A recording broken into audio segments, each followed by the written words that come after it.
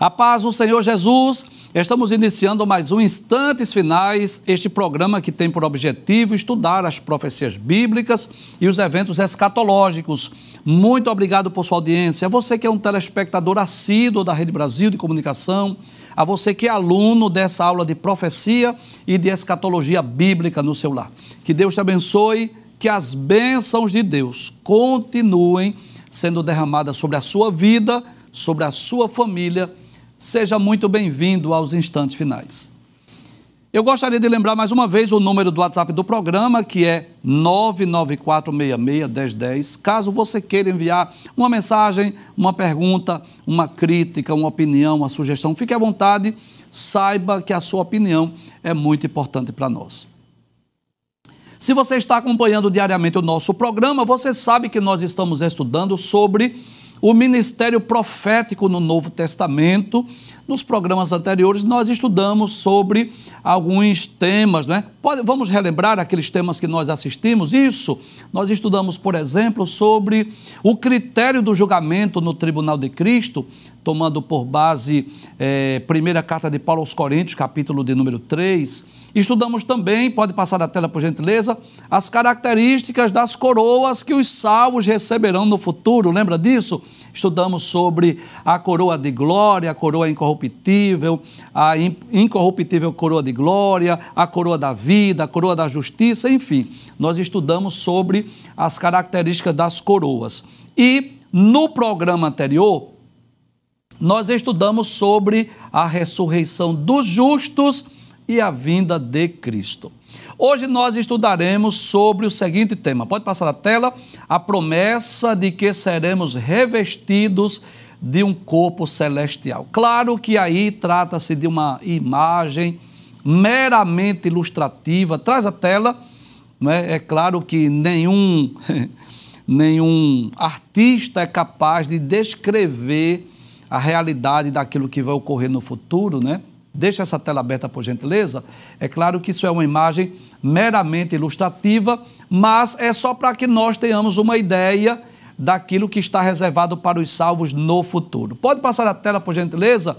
Vamos ler a introdução, que diz assim: no capítulo 5 da segunda epístola aos Coríntios, o apóstolo Paulo escreve acerca de uma das maravilhosas promessas para os salvos, que é receber um corpo glorioso e incorruptível no porvir.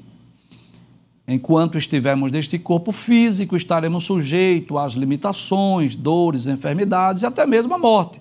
Mas temos a certeza de que em breve deixaremos este tabernáculo e receberemos um corpo glorioso e imortal, semelhante ao de Jesus, como veremos a seguir. Traz a tela, por gentileza. Antes de nós estudarmos esse texto, tomando por base a segunda carta de Paulo aos Coríntios, capítulo de número 5, nós gostaríamos de lembrar que nós vamos dar continuidade ao assunto da aula anterior. Na aula anterior, nós tomamos por base a primeira carta de Paulo aos Coríntios, capítulo de número 15, não é? Você deve lembrar que nós estudamos sobre a doutrina da ressurreição. Nós falamos que os salvos receberão corpos gloriosos, incorruptíveis. Nós vimos na aula anterior sobre aquele mistério que Paulo revelou. Qual mistério? Que nem todos dormiremos, mas que todos seremos transformados, num abrir e fechar de olhos ante a última trombeta, porque os mortos ressuscitarão incorruptíveis e nós seremos transformados. Nós vimos na aula anterior que esse corpo corruptível se reveste de incorruptibilidade, este corpo mortal se reveste de imortalidade, e, enfim, nós teremos um corpo semelhante ao de Jesus. E hoje eu diria que nós vamos dar continuidade a este tema, só que Paulo falando com mais detalhes acerca da transformação deste corpo abatido por um corpo glorioso.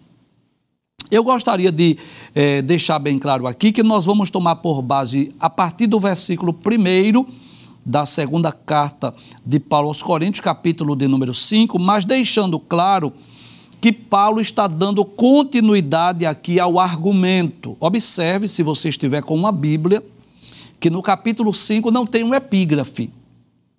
As duas epígrafes estão no capítulo 4. a partir do versículo 1, Paulo deixa bem claro que Jesus Cristo é o único assunto do ministério de Paulo. E a partir do versículo 16, os desígnios e efeitos das aflições, onde Paulo vai falar aqui de coisas visíveis, são contrapostas às invisíveis. Então, Paulo está aqui argumentando que nós vivemos por fé e não por vista, e que as coisas futuras e invisíveis são mais gloriosas do que as coisas mortais, né? Inclusive, Paulo deixa até bem claro aqui que todo o sofrimento que enfrentamos aqui, eles são coisas temporais, são passageiras, mas que coisas gloriosas nos aguardam no porvir. Então, na verdade, estamos dando continuidade a esse tema. Vamos tomar por base a partir do versículo 1, porque queremos dar continuidade a esse tema glorioso, que é recebermos um corpo glorioso e incorruptível. É isso que diz o tema da nossa aula, né? A promessa de que seremos revestidos de um corpo celestial. Então, já ciente dessas informações, que o capítulo 5 é uma continuação, uma continuidade dos argumentos de Paulo que foram iniciados lá no capítulo de número 4, agora sim, vamos ler o texto que vai aparecer na sua tela. Pode abrir, por gentileza? Isso. Vamos tomar por base a versão nova Almeida atualizada. Aí Paulo diz, pois sabemos que... Ora, quero já chamar a atenção desta frase de Paulo, quando ele diz, pois sabemos, em outras palavras, traz a tela, por favor, em outras palavras, ele estava dizendo, nós não temos dúvidas, nós temos a certeza, nós temos a convicção. Paulo vai falar de algo que ele tem muita convicção. Mas qual é a convicção? Qual é a certeza que tu tens, Paulo? Volta o texto mais uma vez. Aí ele vai dizer assim, que se a nossa casa terrestre deste tabernáculo se desfizer, temos da parte de Deus um edifício, uma casa não feita por mãos humanas, eterna nos céus. Olha que coisa gloriosa. O que o apóstolo Paulo está dizendo é que, nesse texto, é que se esse corpo mortal, se esse corpo corruptível, se esse corpo limitado se desfizer, nós temos um corpo glorioso nos céus. Em outras palavras, o que o apóstolo Paulo está dizendo nesse texto é que se esse corpo mortal, corruptível, limitado, imperfeito, esse corpo sujeito às enfermidades, às deformidades, às limitações, a todo tipo de sofrimento, ainda que se nós viermos a morrer, esse corpo vai entrar em decomposição, mas nós temos essa certeza de que receberemos um corpo celestial, um corpo glorioso, um corpo incorruptível no porvir. Paulo deixa bem claro que esse corpo físico, não é, que nós temos, ele é temporário, ele é transitório, mas nós receberemos um corpo definitivo e eterno no futuro. E é interessante que nesse texto, Paulo vai demonstrar aí algumas características desse corpo glorioso, desse corpo celestial, desse corpo incorruptível que nós vamos receber no futuro. Abre a tela mais uma vez, deixa essa tela aberta para nós meditarmos nesse texto, nessa gloriosa promessa.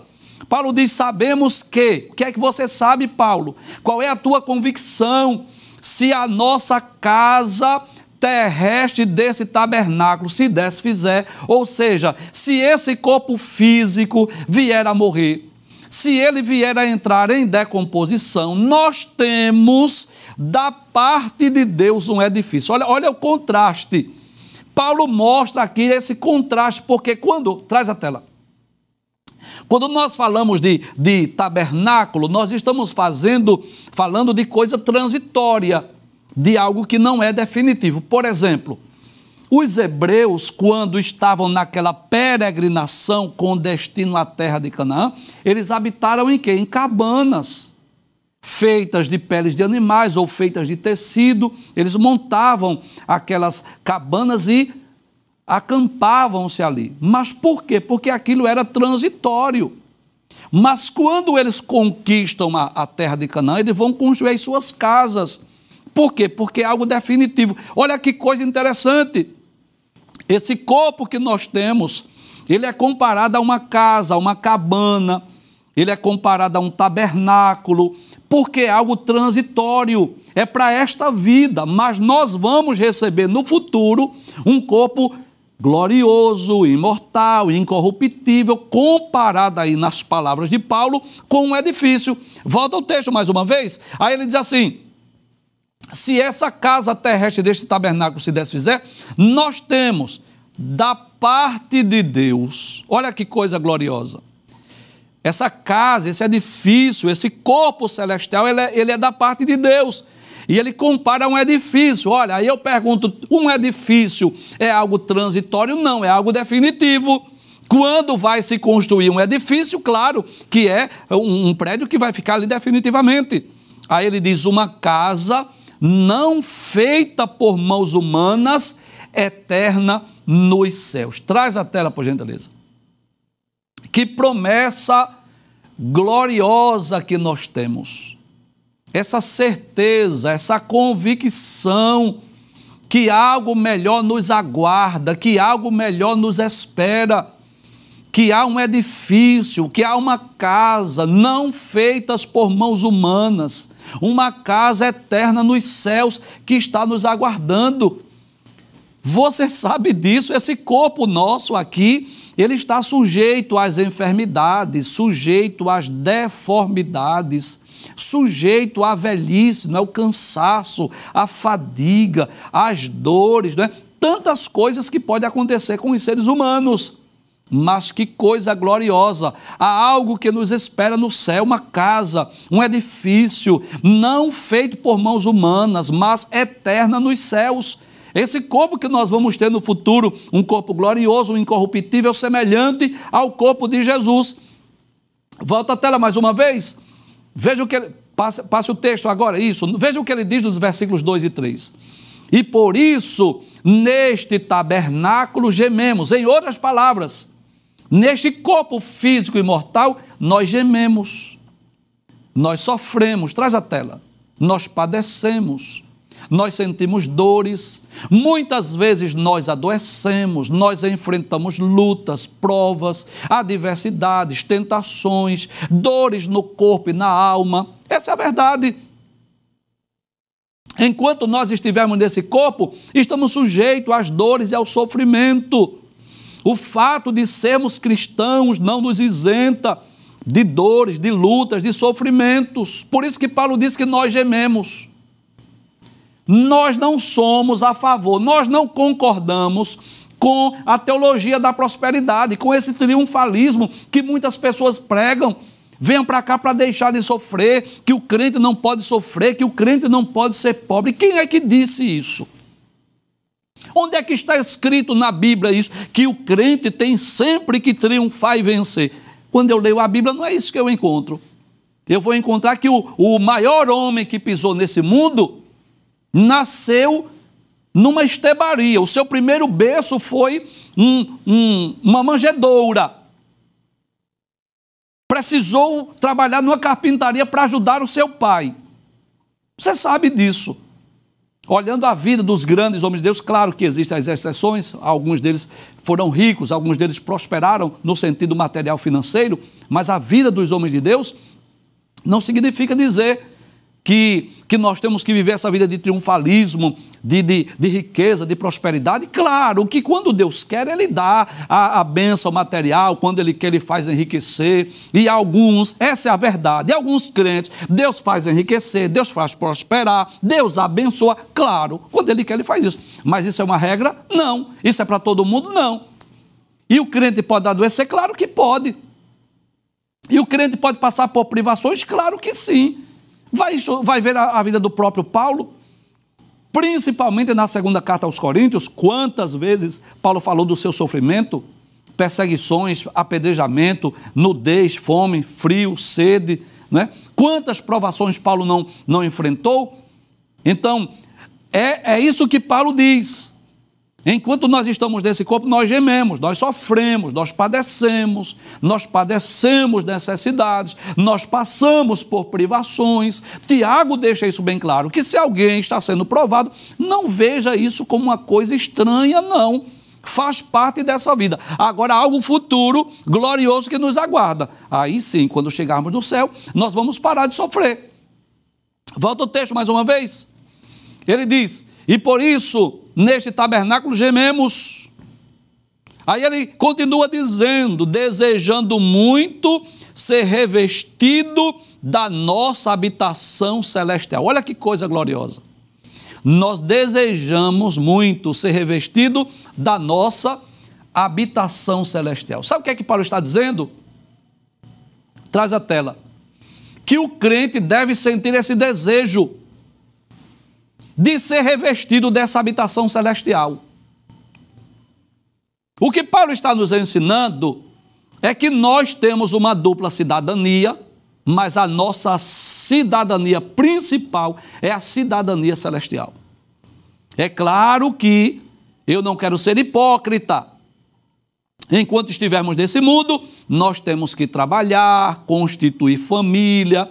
Se for possível, adquirir alguns bens, se for possível, pensar numa aposentadoria, pensar no futuro, claro, que nós também não vamos viver essa cidadania aqui de forma relaxada, displicente, não. Claro, vamos fazer aquilo que estiver ao nosso alcance, mas o mais importante é a nossa cidadania celestial, porque essa é temporária, a outra é eterna.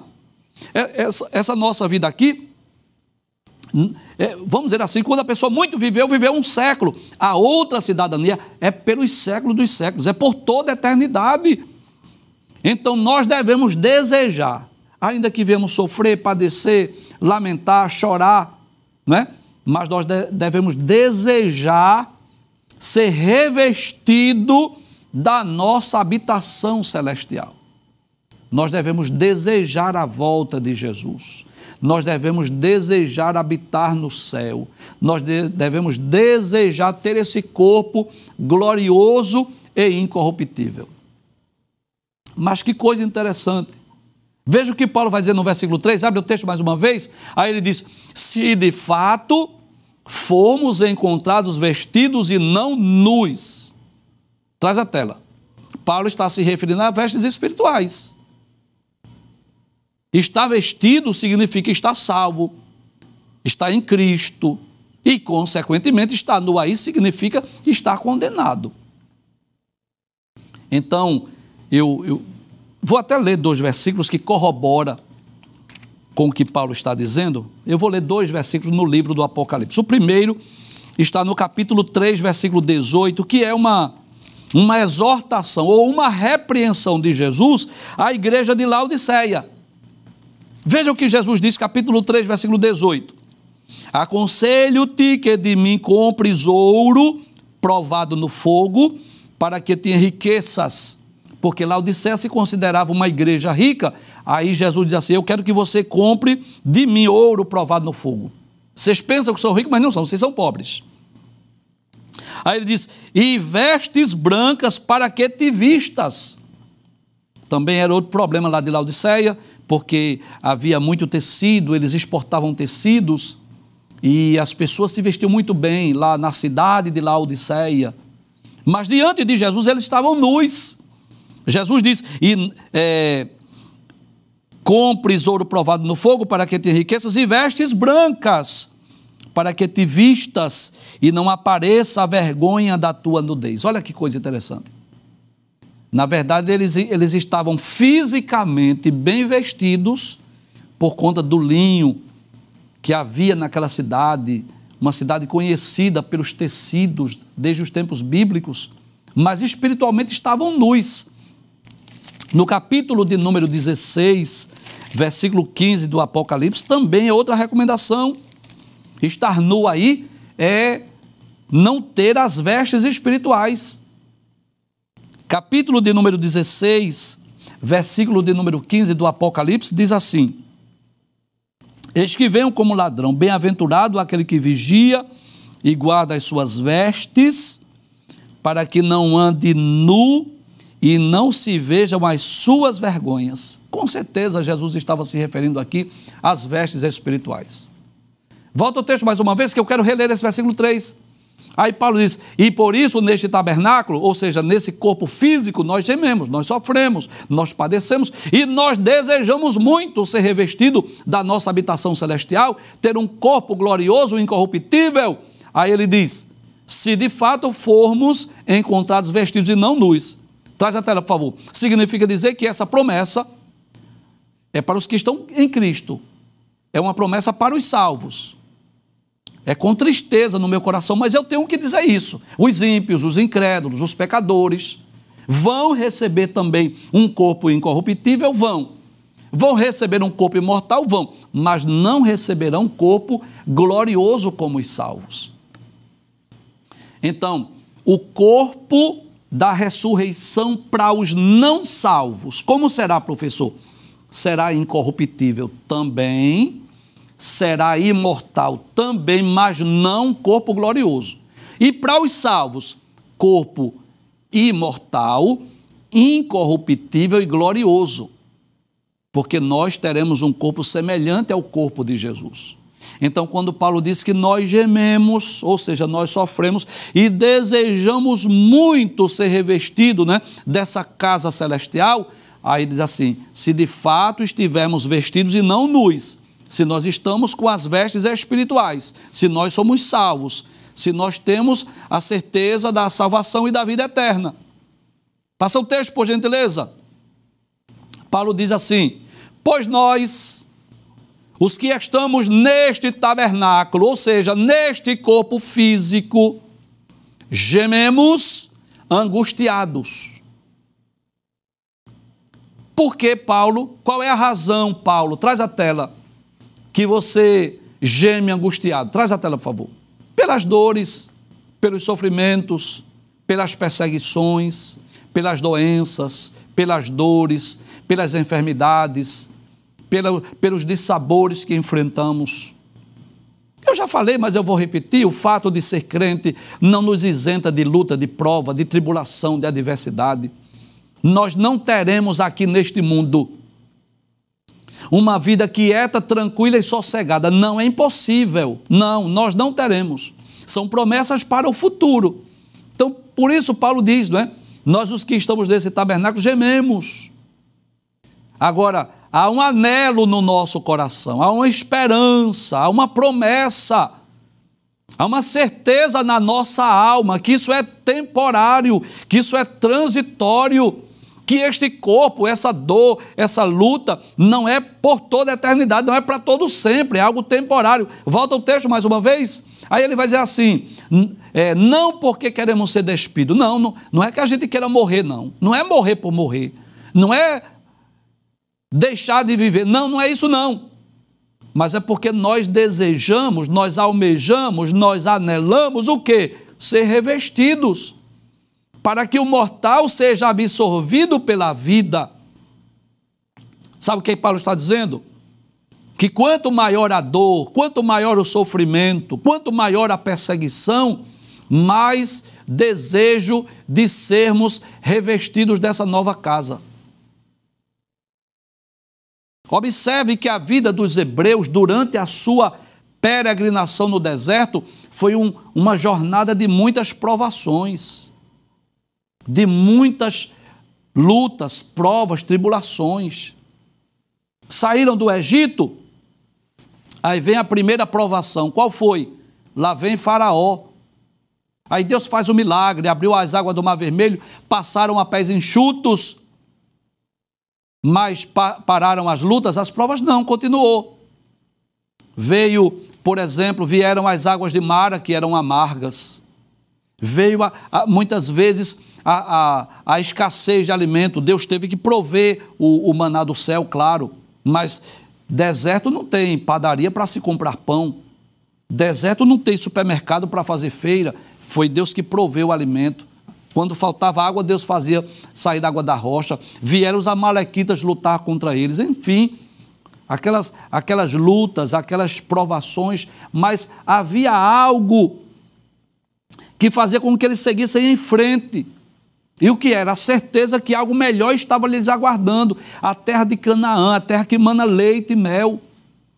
E era baseado nesta promessa que Deus fez, que eles iriam conquistar a terra de Canaã, a terra que mana leite e mel, que fazia com que eles seguissem avante, eles não parassem, eles não desistissem, eles não voltassem atrás. E eu quero dizer aqui com muita convicção que o que Deus reservou para nós, o que Deus preparou para nós é algo muito mais glorioso do que a Canaã terrestre. Porque o que ele nos garante é uma cidade celestial, uma cidade cujo artífice e construtor é o próprio Deus. É uma vida que não teremos mais sofrimento, provações, adversidades nem tribulações. Aí Paulo diz que nós gememos, nós anelamos, nós desejamos muito ser revestidos dessa casa que é eterna, que é celestial. Não é que a gente queira ser despido desse corpo, não é que a gente queira morrer, não. É que nós anelamos, nós desejamos alcançar, receber essas promessas. Traz a tela, por favor. Volta o texto, por favor, mais uma vez. Nós que estamos nesse tabernáculo, nesse corpo físico, gememos, ficamos angustiados. Não é porque não é por querermos ser despidos, não é porque a gente queira morrer, não. Não. Mas é porque nós anelamos, nós desejamos ser revestidos desse corpo glorioso, incorruptível e imortal. Para quê? Para que o mortal seja absorvido pela vida. Então posso dizer que essa deve ser a esperança não só de Paulo,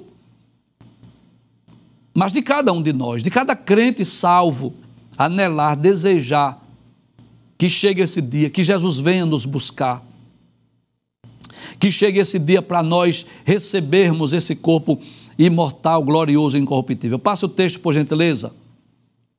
Pode passar a tela. Aí nos versículos 5 e 6, Paulo diz assim, ora, foi o próprio Deus quem nos preparou para isso. Isso não é promessa humana. Traz a tela. Isso não é promessa de homens, isso não é promessa de políticos. Isso não é promessa de reis, de governantes. Não, foi o próprio Deus que nos preparou para isso. Foi Ele que nos fez essa promessa através da sua palavra. Volta a tela mais uma vez. Dando-nos o penhor do Espírito. Olha que coisa maravilhosa. O penhor aí é uma espécie de uma garantia. Como alguém, por exemplo, que está com uma dívida, precisa fazer um empréstimo e colocou algum bem, né? Penhorou algum bem, deixou lá, como que diz assim, olha, se eu não pagar, você vai ficar com esse bem aqui. E qual foi o penhor, a garantia que Deus nos deu? O Espírito Santo, que veio habitar em nós e nos dá essa certeza, essa convicção que nós somos salvos, que nós somos filhos de Deus. O mesmo Paulo, falando desse penhor do Espírito, na carta aos Efésios, no capítulo 1, veja o que ele vai dizer. A partir do versículo de número 11. Se você estiver com a sua Bíblia, falando desse penhor do Espírito. Ele diz, nele quem? Em Cristo. Digo, em quem também fomos feitos herança, havendo sido predestinados conforme o propósito daquele que faz todas as coisas. Olha, essa predestinação, claro que aqui não é uma predestinação individual, mas para a igreja, é conforme o propósito daquele que faz todas as coisas. Não está corroborando com o que Paulo diz? Foi Deus que preparou isso para nós?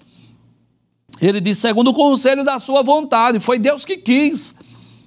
O objetivo, o propósito de Satanás era nos separar de Deus. Deus disse assim, eu vou transformar os homens e trazê-los aqui para morar comigo.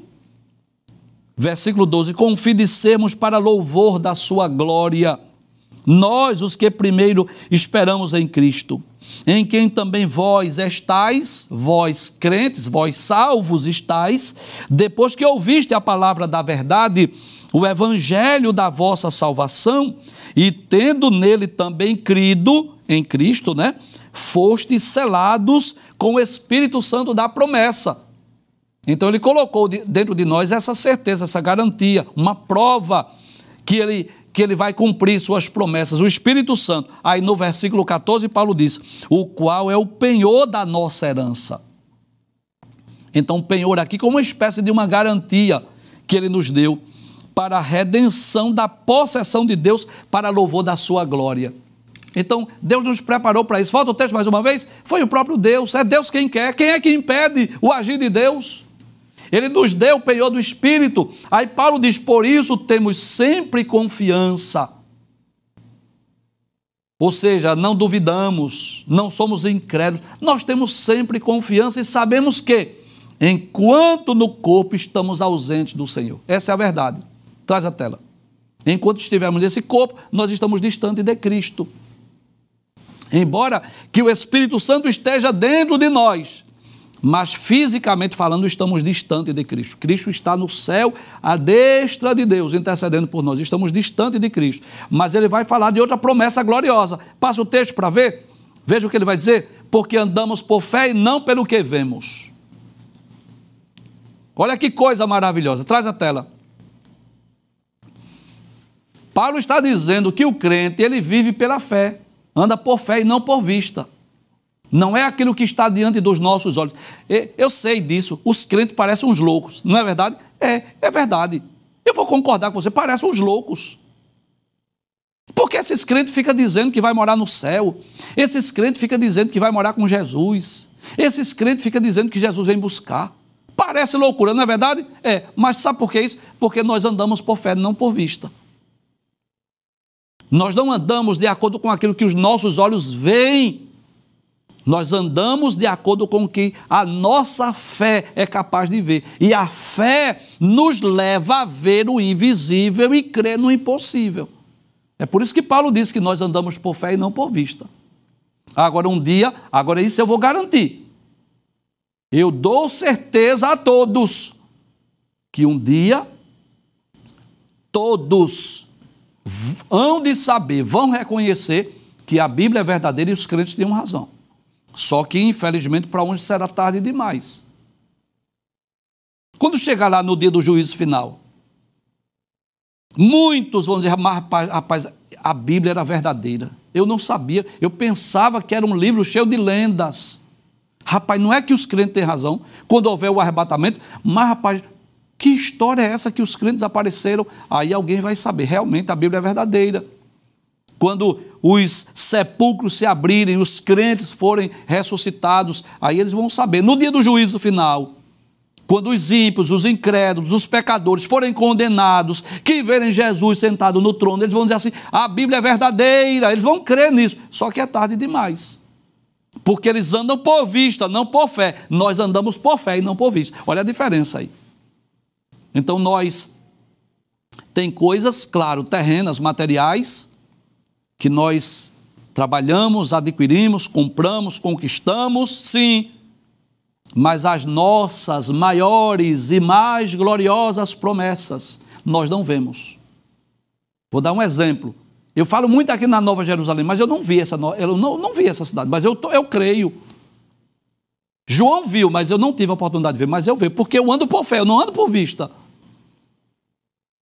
Eu falo quase que diariamente aqui no arrebatamento da igreja, mas eu não fui lá do céu, não vi Jesus, não foi ele que disse nos meus ouvidos, não, é pela Bíblia, eu creio nisso. Por quê? Porque eu ando por fé e não por vista. Volta o texto mais uma vez. Aí ele diz, porque andamos por fé e não por vista, não pelo que vemos. Sim, temos tal confiança, certeza, e preferimos deixar o corpo e habitar com o Senhor. Olha que coisa gloriosa. Paulo deixa bem claro que esse é um desejo dele, deixar esse corpo, para quê? Para habitar com o Senhor.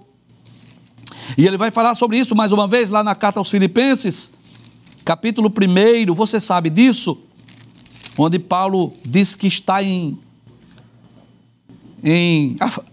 aflição, não é assim? Ele está em aperto de ambos os lados, porque ele tem um desejo de estar com os irmãos, pregando, ensinando, testemunhando, mas ele diz assim, mas eu tenho um desejo de partir e estar com Cristo, porque isso é muito melhor. Veja que coisa interessante. No capítulo de número 1 da Epístola aos Filipenses, versículo 21, Paulo diz, porque para mim o viver é Cristo e o morrer é ganho, mas se o viver na carne me der fruto, da minha obra, não sei o que devo escolher. Paulo disse assim, eu não sei o que escolher. Porque ele tem um desejo de ficar mais tempo na terra, vivo, pregando, ensinando, testemunhando, não é assim? Mas no versículo 23 ele diz, mas de ambos os lados eu estou em aperto, tendo o desejo de partir e estar com Cristo, porque isto é ainda muito melhor. Então Paulo tinha essa certeza, que quando chegasse a morte, quando ele fosse para o reino da imortalidade, ele estaria com Cristo, e isso é incomparavelmente melhor. Volta o texto mais uma vez. Preferimos deixar o corpo e habitar com o Senhor. Essa certeza que Paulo tem, que quando terminar a jornada aqui, terminar essa vida aqui, nós vamos nos encontrar com Cristo. E este deve ser o maior objetivo das nossas vidas. Qual é, professor, o maior objetivo das nossas vidas? Alcançar a nossa salvação. Porque foi Jesus quem disse, de que adianta o homem ganhar o mundo inteiro se perder a sua alma? Já imaginou alguém que trabalhou, estudou, conquistou, adquiriu, possuiu tantas coisas, títulos, bens, riqueza, prosperidade, tanta coisa, mas perdeu, deixou de alcançar o mais importante, que é a sua salvação. E eu costumo dizer que a salvação é o maior bem, o maior galardão, o maior troféu, o maior tesouro, a maior conquista, a maior riqueza que alguém pode receber aqui nesse mundo é a sua salvação, que é dada, oferecida gratuitamente.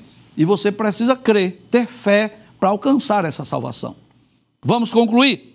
Passe o texto, por favor, versículo 9, para concluir esse texto. Paulo diz, é por isso que também nos esforçamos para ser agradáveis a Ele, quer presentes, quer ausentes. Olha que coisa maravilhosa. Paulo fala do esforço de agradar a Cristo, ou ausente ou presente, mas fala dessa dedicação. Ou seja, essa fé, esta crença, esta confiança de Paulo, de conquistar, de adquirir este corpo glorioso, imortal, incorruptível, fazia com que ele se esforçasse para agradar a Deus, para agradar a Cristo. Volta ao texto mais uma vez. Ele diz, é por isso que também nos esforçamos para ser agradáveis a Ele. Ele que em Cristo, quer presentes, quer ausentes. Ou seja, ou nesse corpo ou no corpo glorioso, esse é o nosso desejo, é agradar a Cristo. E seja sincero, agradar a Cristo significa muitas vezes você ser criticado, rejeitado, desprezado, menosprezado. Seja sincero, né? Um jovem cristão hoje, numa faculdade, por exemplo, que chega a sexta-feira, por exemplo, ele não vai para as baladas, não vai para as noitadas, não vai para as mesas de bares tomar cerveja. Seja sincero, ele vai ser criticado, rejeitado. Uma moça crente que se veste de forma decentemente, ela é criticada pela sociedade. Um rapaz crente, um jovem, um rapaz que guarda sua pureza, sua virgindade, ele é criticado, desprezado, menosprezado, rejeitado. É uma verdade. Mas por que eles agem assim? Porque eles querem agradar a Jesus. Eles estão se esforçando. Nós estamos nos esforçando para agradar a Jesus. E é isso que faz a diferença. E nós estamos nos esforçando para agradar a Jesus porque nós não andamos por vista, nós andamos por fé. Então, quem anda por vista, olha só o hoje, o agora. Aí ele vê o que está diante dele. As noitadas, as baladas, os carnavais, não é assim? As orgias. E porque ele está andando por vista, aquilo que está diante dos seus olhos. Mas quem olha por fé, quem anda por fé, está olhando o futuro. Você está vendo o céu? Não, mas eu creio. Você está vendo a Nova Jerusalém? Não, mas eu creio. Você está vendo um corpo glorioso e incorruptível? Não, mas eu creio. E eu vou continuar me esforçando para agradar a Ele, porque eu não estou andando por vista, eu estou andando por fé. E é isso que Deus quer de cada um de nós. Todo aquele que tem essa esperança deve purificar-se a si mesmo, como também ele é puro. Porque nós não andamos por vista, nós andamos por fé. Isso faz lembrar de dois personagens da Bíblia que você sabe quem são. Abraão e Ló. Quando os pastores de Abraão contenderam com os pastores de Ló e vice-versa, e trouxeram as reclamações a Abraão, Abraão chamou Ló e disse assim: olha, a terra está aí diante de nós somos irmãos, nós não vamos brigar, nós não vamos viver de encrencas, escolha para onde você for. Se você for para a direita, eu vou para a esquerda. Se você for para a esquerda, eu vou para a direita. Abraão tinha essa certeza, para onde ele fosse, a bênção de Deus estaria com ele. E Ló olhou as campinas do Jordão, aquela terra bem regada, muito propícia para o gado, foi naquela direção e foi para onde? Foi parar lá em Sodoma e Gomorra. Por um milagre, uma provisão de Deus, não pereceu com aquela cidade. Mas Abraão andava por fé e não por vista. Que Deus nos ajude para nós seguirmos em frente, adiante, andando por fé e não por vista.